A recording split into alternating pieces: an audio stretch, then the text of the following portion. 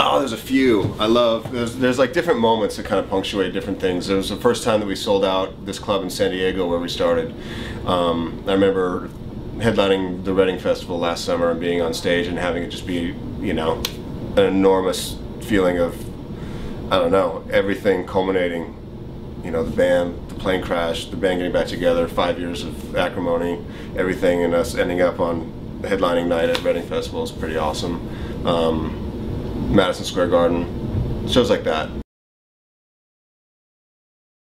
My favorite music video is probably First Date. It's a video that we did in 2001, and we're basically like in the 70s.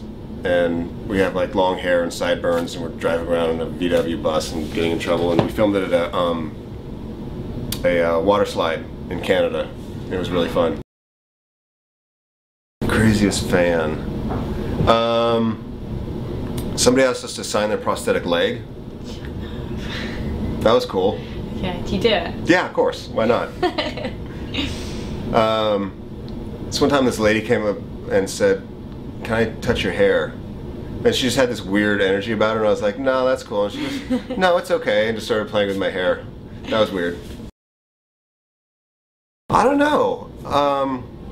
It depends on what the next song is going to be, what the next single is going to be. I would love to go back and do a funny video.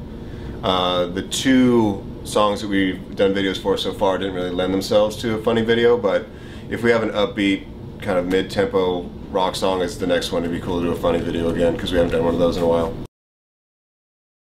On this tour we got All American Rejects, there's 4 Years Strong, there's The Blackout, and Twin Atlantic. Coming in and out on different dates. And did you source those bands to play yourself, or was that kind of like given to you by management? Everything. Everybody kind of like, who's available, who do we like to tour with, who makes sense, who has a new album. It kind of like all comes together. I don't think we're playing, I don't know if we're playing festivals in the UK. I know we're doing some in Europe. I think most of the dates here are on our own, headlining.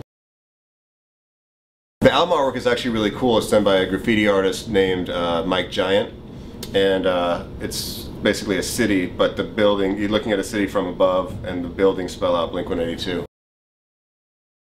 I would love to, there's just no time right now. Okay. There's just no time between Blink and the TV show that I do in the States and being in a family.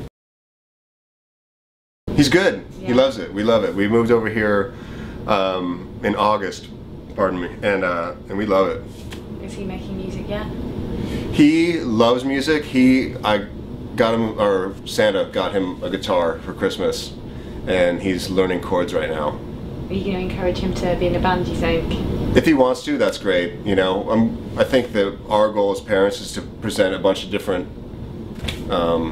situations for him, and whatever he gravitates towards is cool. If it's music, if it's geology, whatever it is that he wants to get into, we'll support.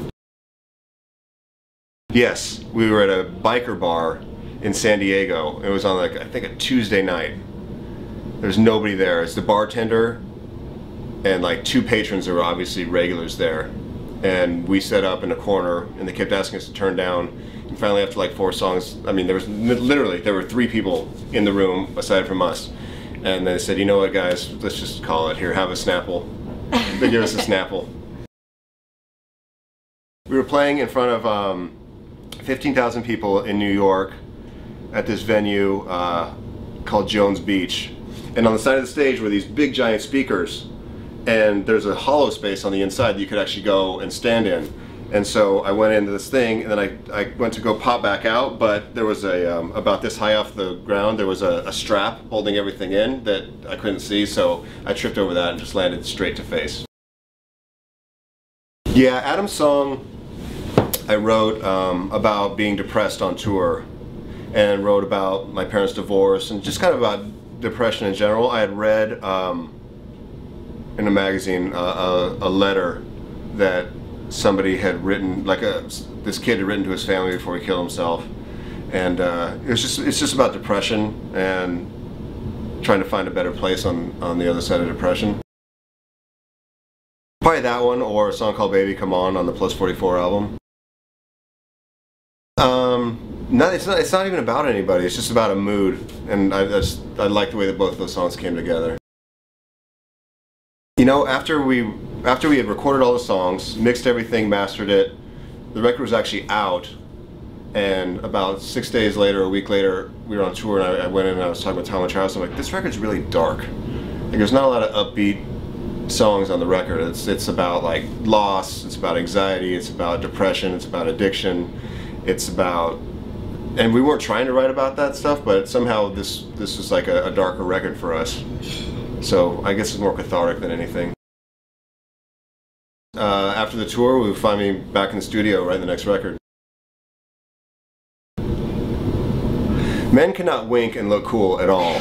There's no way that men can wink and look cool. We just look dumb. When ladies wink, it's sexy and kind of coy and cool. When guys wink, it's just like, what's wrong with you? But